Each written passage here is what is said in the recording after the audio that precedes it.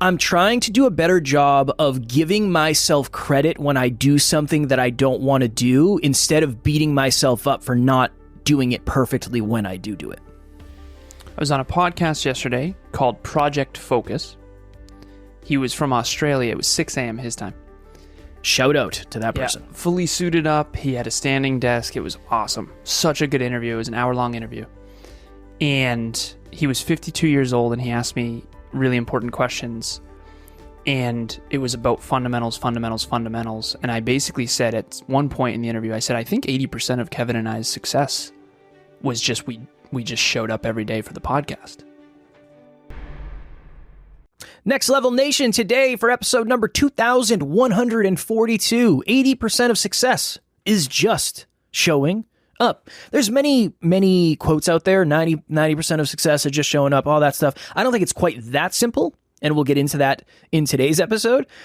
I woke up this morning, and my alarm clock went off at 6.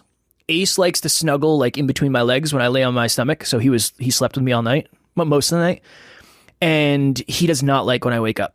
He does not like when I get out of bed. He like claws me to grab me, and then he goes and snuggles with mom. So I was like, oh God, I don't want to do it today. It's Friday. It's been a busy week. Last week was travel, just trying to catch up. And I said, all right, let me just get up, get my ass up. Let me get moving here, and I'll find my way to the gym, and I'll figure out what I'm going to do. So I get up, I take my pre-workout, I do my little morning routine. That is just dog shit right now. My morning routine is terrible. It's not good. But I drive to the gym. I get there at 6:30, as I do essentially every day. And then it's like, all right, what am I going to do?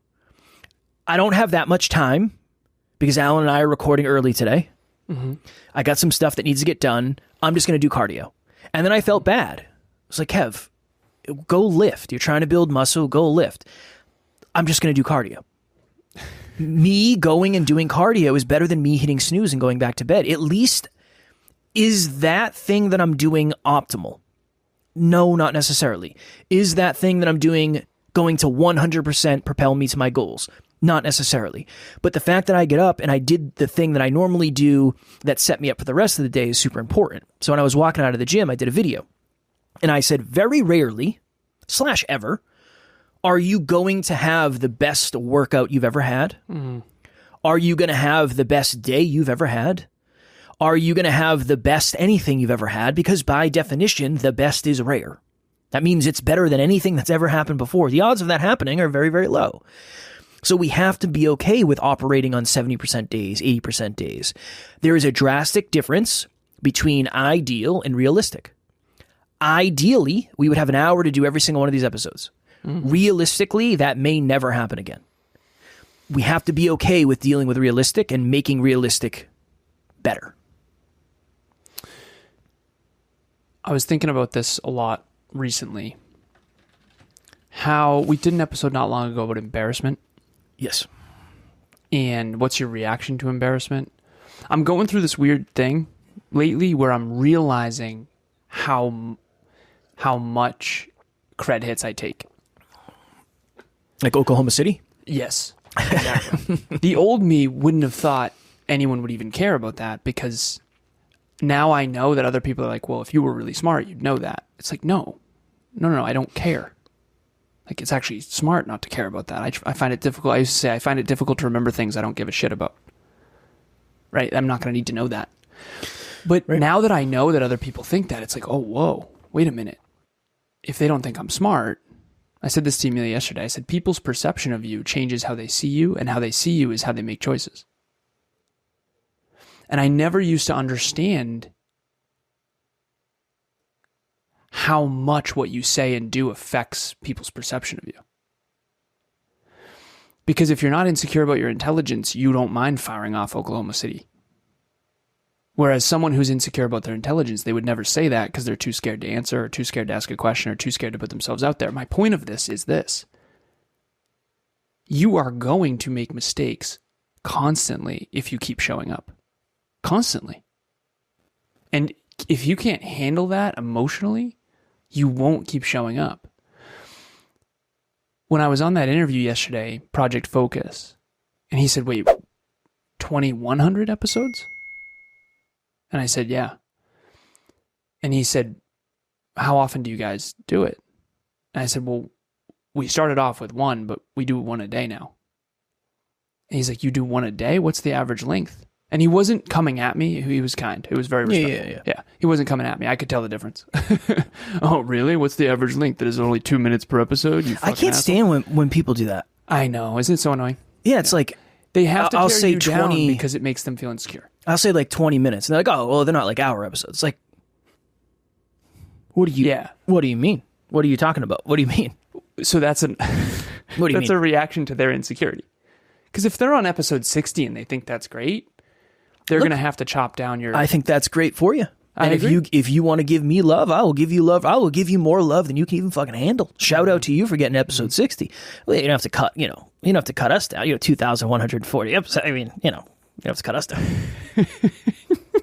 Yeah. I love it. I love that you're getting that now. I don't. That's so exciting for me. Hello, NLU listener. Thank you, as always, for listening to Next Level University. Real quick, I just want to jump in and let you know about the Next Level Dreamliner. This is a journal that I use every single day. Achieve your dreams 90 days at a time. It breaks down your dreams into goals, milestones, and daily habits. We hope you enjoy it. The link will be in the show notes. He was very respectful, but he said, what's the average length? And I said 25 minutes. I think lately it's probably been lower, but we used to have some long fucking episodes. What's my point of all this? I said, in hindsight, it's very clear that, and we've done very well. I'm very grateful, especially lately. Again, anything can change, but I'm very grateful that we've gotten to where we are, and particularly lately, we had a big month. This is our biggest month we've ever had. But 80% of it really does come down to just consistently showing up for the podcast. If we stopped that, and I wonder if I can explain this well. If we stopped that one thing, because most people go from shiny object to shiny object to shiny object to shiny object to shiny object to shiny object. Like you mentioned Steven Spielberg's net worth on an episode 2 or 3 episodes ago. Dude, 90% or let's say 80% of his wealth was built in what? From his movies. Oh, directing films. Yeah. I didn't know if there was if that was a trick question or no, directing and producing the last films. Years. Yeah, because he produced Indiana Jones with George Lucas, Jaws, right. Indiana Jones, so many movies. So if you take away film, you take away at least 80% of his wealth. I'd put money on that. Yeah. And it would be less than $5 billion. No, but I wonder if that's something. What would you have said about that? Because I think that's what people are trying to say. 90% is just showing up. Well, you have to get better. He can't just direct a film. Indiana Jones, I think, was not great. Like, have you seen them? No. They're fun, but, and again, for some diehard Indiana Jones fans, I'm sorry. Matt, I know you're listening, one of my clients.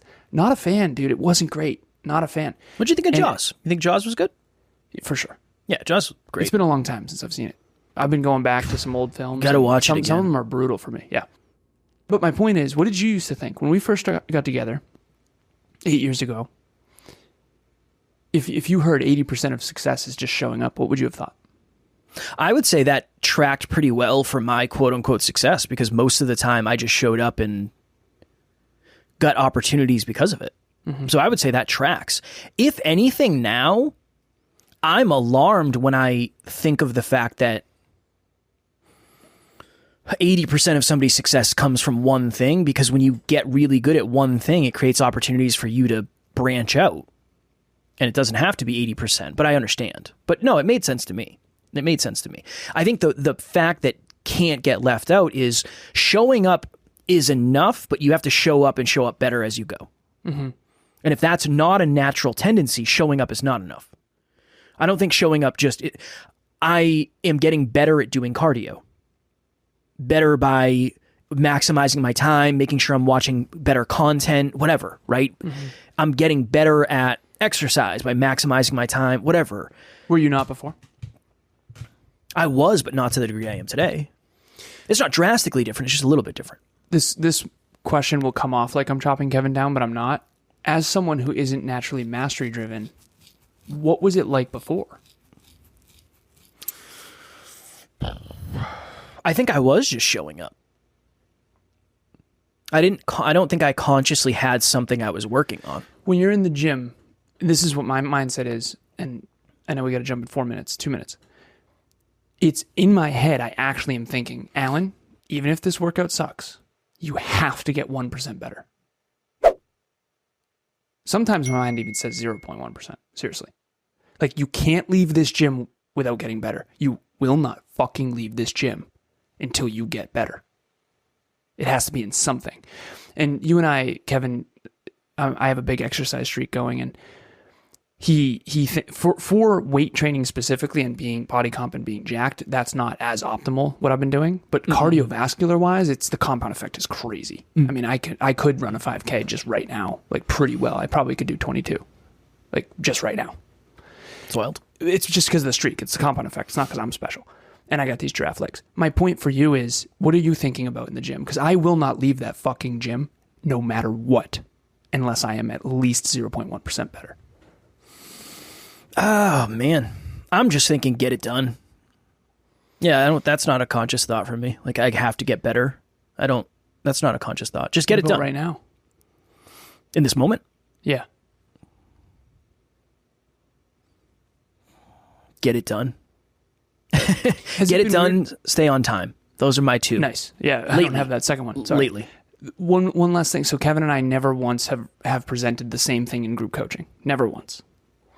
And we've done, this is our 19th group, 20th group, the link will be in the show notes. Next Level Podcast Accelerator if you're a podcaster. We've never presented the same thing twice, even if it's just formatting. Mm-hmm. What's your take on that? This is not me trying to build myself up, but I want to hear your take on what it's like. It sucks because you're essentially always risking not doing it the best you've ever done it because you're doing something new for the very first time. So it's essentially like you're practicing every time. Mm-hmm. And you make mistakes every single time. Like we made a mistake in the last one. The formatting of something was off. Yeah. We're like, oh, there it is. That's the one for this session. So yeah, you have to get really good at making mistakes, but understand that the mistakes you're making are higher level mistakes. Nice. And they also hurt you less. It's like, this is our 19th group, and we're going to make mistakes with every single thing we do, but the mistakes we make are just either silly because we just overlook them, or it just doesn't matter that much in the grand scheme of things because we've gotten way better. When we go back to the previous slides from the previous group, it's a quarter, so 3 months in between. It's crazy how much they change. For sure. It's been, even year to year with Next Level Live, how much we've grown. It's wild. It's wild to think about. So yeah, it's micro failure for macro success. And I think that there's a article that I wrote on macro failure to micro success. The link will be in the show notes. I'll send it to the production team right after this. All right. Check out the link. Check out the article. Next Level Nation, private Facebook group. If you are a podcaster who's looking up to level up your podcast, we'll help you level yourself up, level your podcast up, and then essentially, if you want, turn your podcast into a business like we have had the pleasure, privilege, and opportunity to do. We'll have the link in the show notes for that. As always, we love you. We appreciate you. Grateful for each and every one of you. And at NLU, we don't have fans. We have family. We'll talk to you all tomorrow. Keep it next level. Next Level Nation.